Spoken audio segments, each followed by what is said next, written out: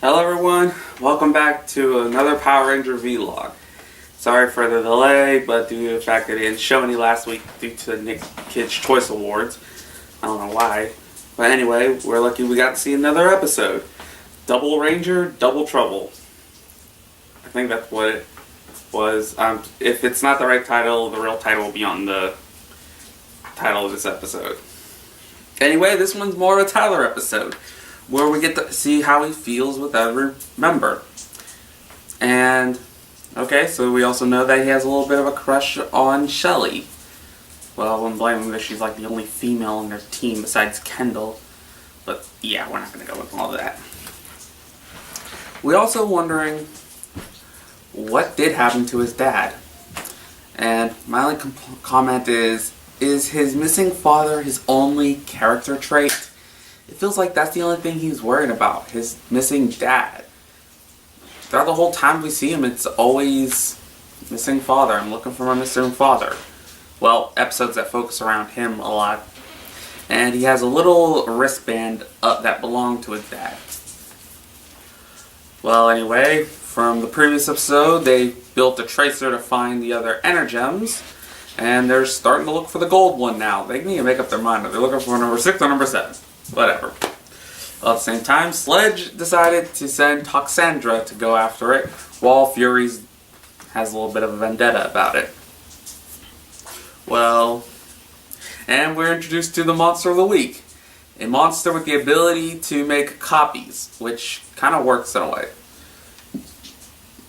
No offense, but it did work when they jumped into the car with him. With Tyler when they were trying to get rid of hide the device. Yet, as soon as he got in that phone call, the cover was blown.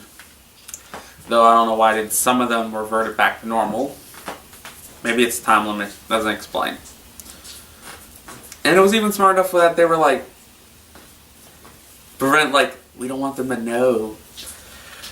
But I think the better idea would have been if he didn't receive the call, they would have kept following him all the way back to the museum, and then they got him. They got the energems they need.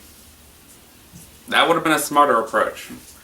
But, yeah, that phone call really kind of screwed up the whole plan.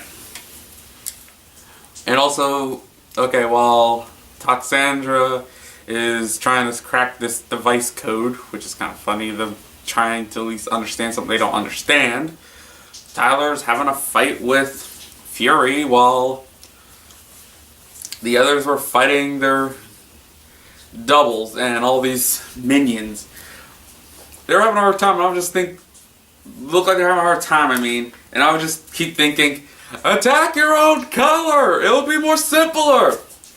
But lucky Chase was smart enough to put flowers on their belts, but how good is his eyes to be able to notice a little flower in their belt? I'm guessing he has good eyes and a sharp shooting skill. Well, the Black Ranger is a sharpshooter, but still. What else was there? And we got to learn a little bit more about Fury. He somehow has something captured in him, and it's fighting back.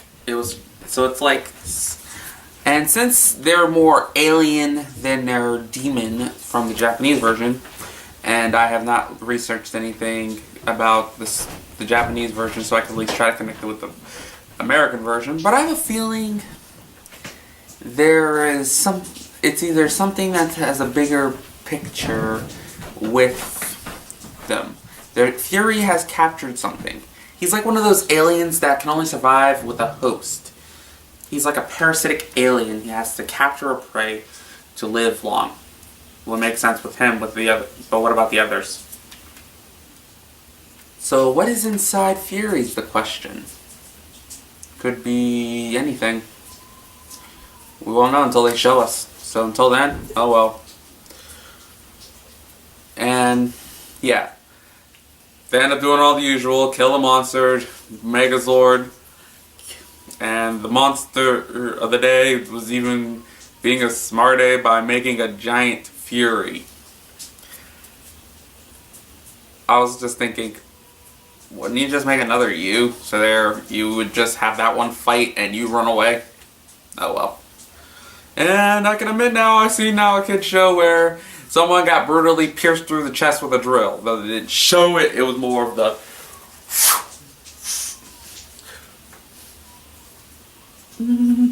But it still counts as something brutal. Though it was kind of funny, the look on his face when I got hit when I got his head smashed with a hammer.